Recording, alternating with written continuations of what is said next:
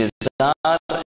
جس میں آئندہ یہ روشن کے لیے آمادگی ہو، روشن تابناک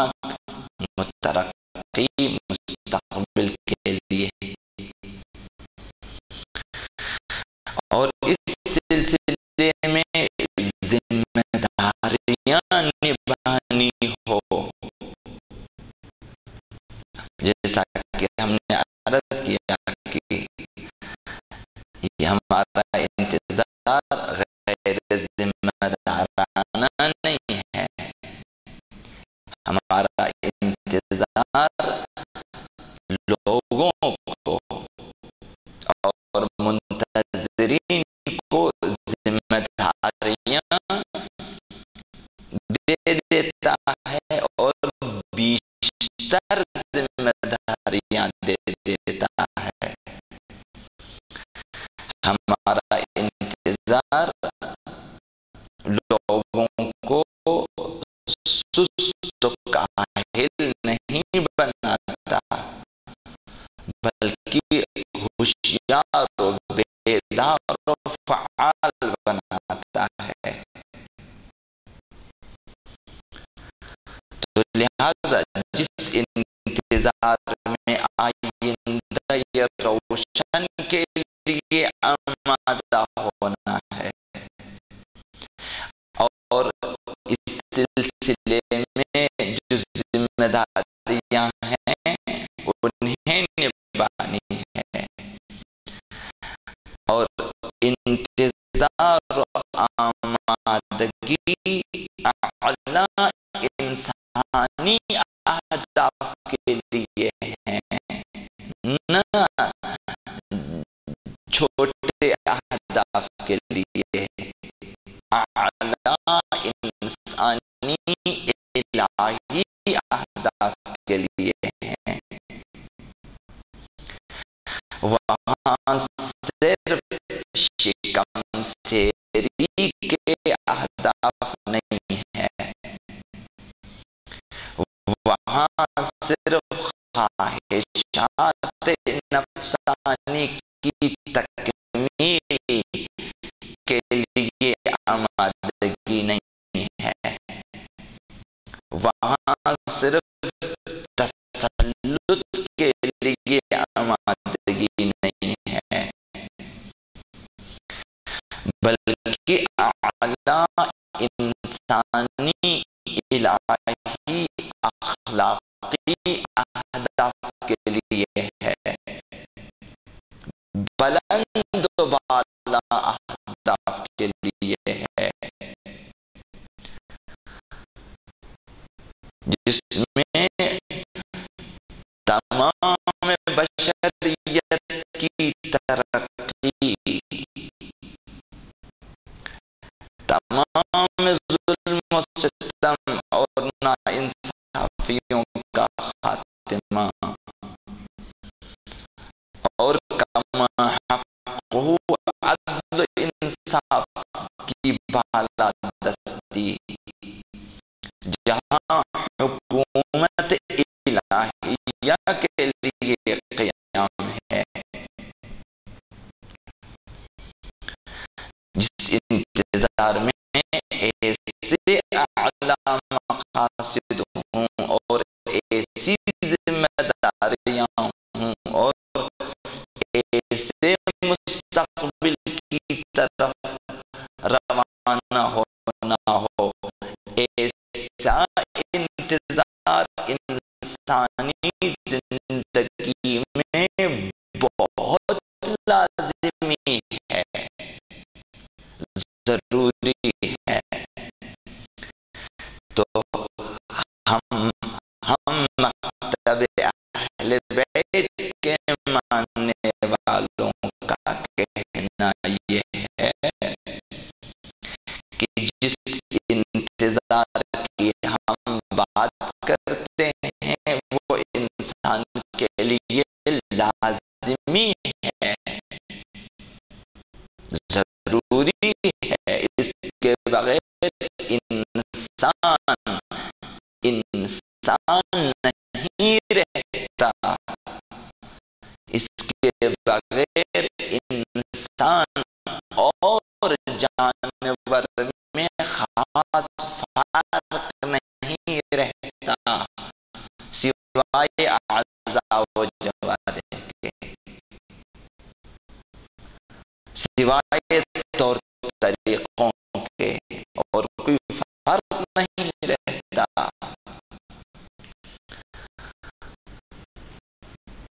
یہ جو روٹی کپڑا مکان، ان اہداف کے لیے اگر زندگی گزارنا ہو تو ہم میں اور حیوانات میں خاص فرق نہیں ہے۔ تو جس انتظار کی ہم بات کرتے ہیں وہ انسانی اعلیٰ اہداف کے لیے ضروری ہے، بہت لازمی ہے، انسانی الہی زندگی کے لیے ضروری ہے۔ ایسا انتظار جس کا معنی کیا، ایسا انتظار اس کے ضمیر کی فریاد ہے اور اس کی پاک فطرت کی فریاد ہے۔ انسان کی پاک فطرت فریاد کرتی ہے کہ اے انسان، تجھے اس دنیا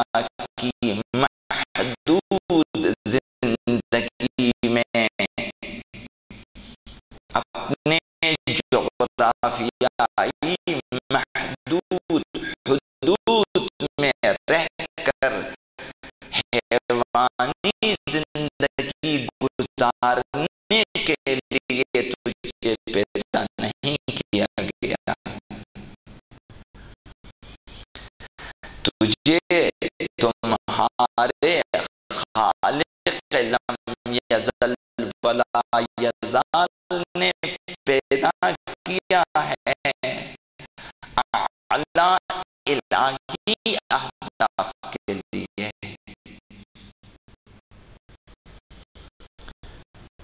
تجھے پیدا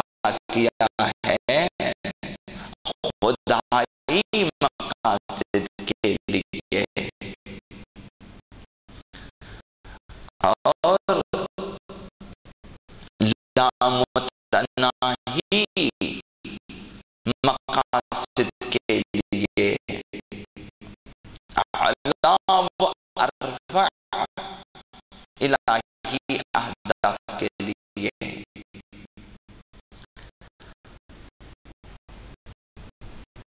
تمہیں پیدا کیا ہے،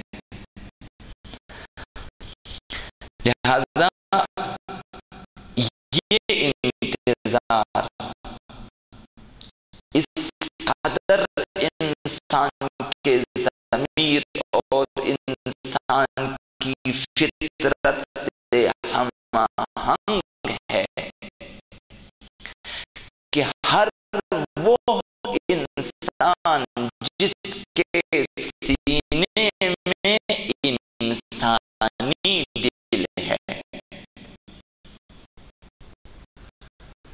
حیوانی نہیں ہے، سنگ دل نہیں ہے،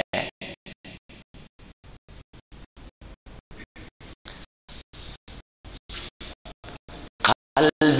مردہ اس کے سینے میں نہیں ہے، زندہ دل ہے، انسانی دل ہے۔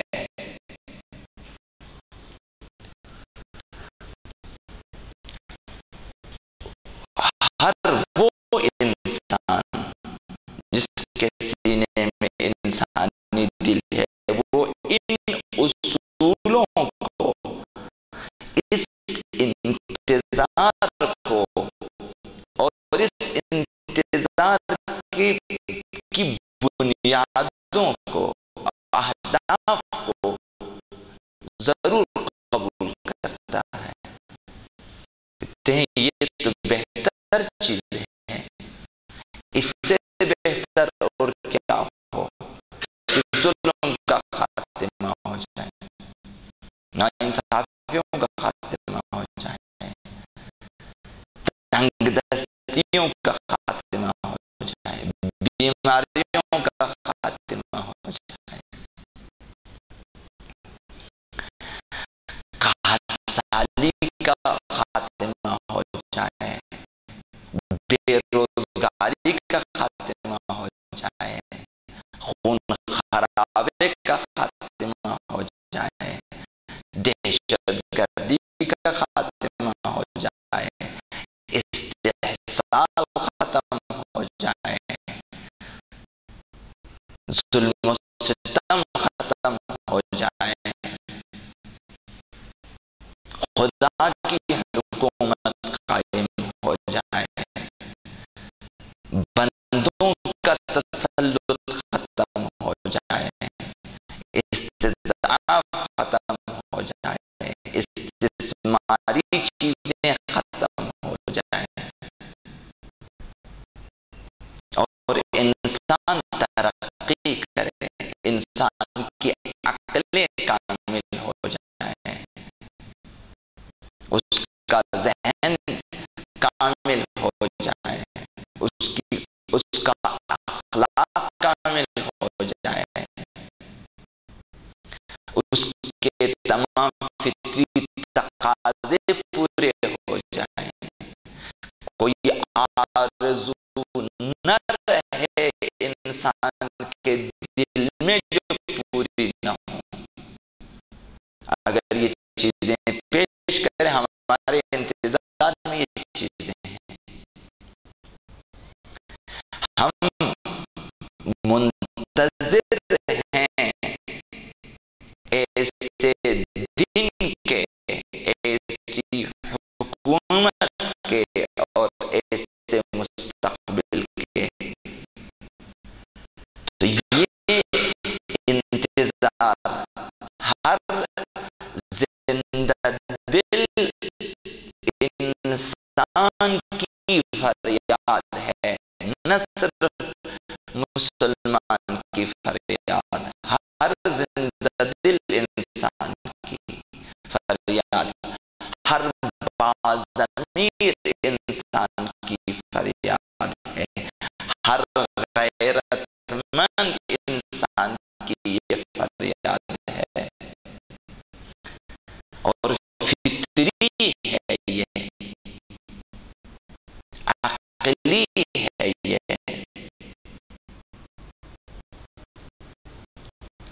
ہم ایک ایسے انتظار کی بات کرتے ہیں، ایسے انتظار کا مخالف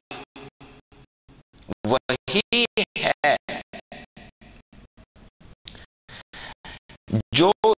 ظلم و فساد کے دل دادا ہیں، جو شیطانی امور کے عاشق ہیں، جو خرابیوں کے دل دادا ہیں، آلودگیوں کے پرستار ہیں، مخالفت وہی کرے گا۔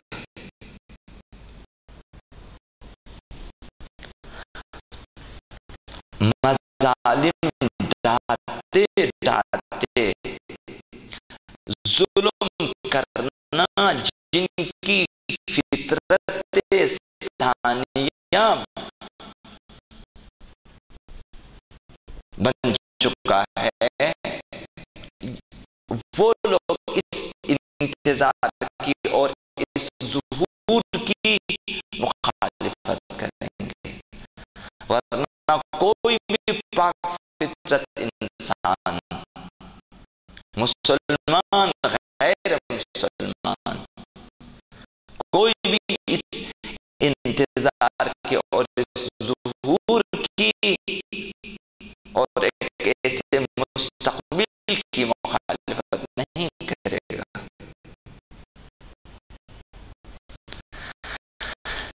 لہذا حقیقی انتظار کرنے والوں کے لیے واضح ہو گیا ہمارا انتظار کیا ہے، ہمیں کس چیز کا انتظار ہے، اور ہمارے انتظار کا معنی و مفہوم اور خد و خال کیا ہے۔ تو حقیقی منتظرین کے لیے ضروری ہے کہ باطنی طور پر خود کو اس قدر آمادہ کریں، اس قدر آمادہ کریں کہ جب انقلاب کا وقت آ جائے، جب ظہور کا وقت آ جائے، جب عمل کا وقت آ جائے، تو دلیر و شجاع مجاہدوں میں شامل ہو جائے، خود کو ابھی سے شجاعت اپنے اندر پیدا کریں، دیکھیں اپنے آپ کو کہ کس قدر مجھ میں دلیری ہے، کیا میں لڑ سکتا ہوں، کیا میں دشمن کا مقابلہ کر سکتا ہوں، کیا میں امام کے ہمراہ رہ سکتا ہوں، کیا میں امام کی توقعات پہ اتر سکتا ہوں، کیا مجھ میں ایسی شائستگی ہے کہ میں امام کے محبوں میں چاہنے والوں میں رہوں، کیا اتنی جرأت اور اتنی پاکیزگی پیدا ہوئی ہے مجھ میں، اس قدر تقوی، اس قدر پرہیزگاری گناہوں کی نسبت، شبہناک امور کی نسبت پرہیزگاری مجھ میں آ چکی ہے کہ میں امام کی آنکھوں میں دیکھ سکتا ہوں، نظر کر سکتا ہوں، میں ان کے روبرو کھڑا ہو سکتا ہوں، اس قدر آمادہ ہو جائیں، ضروری ہے یہ۔ تو لہذا ہمیں ترک گناہ کی ضرورت ہے، ہماری اخروی سعادت کے لیے بھی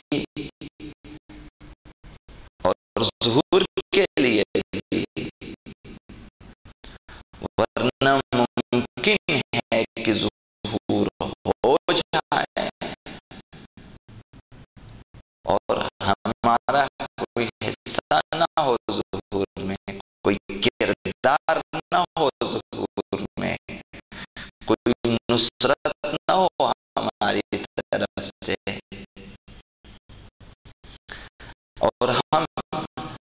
زیادہ سے زیادہ اگر ہمیں سزا بیکار لوگوں میں شامل ہو جائیں گے۔ تو یہ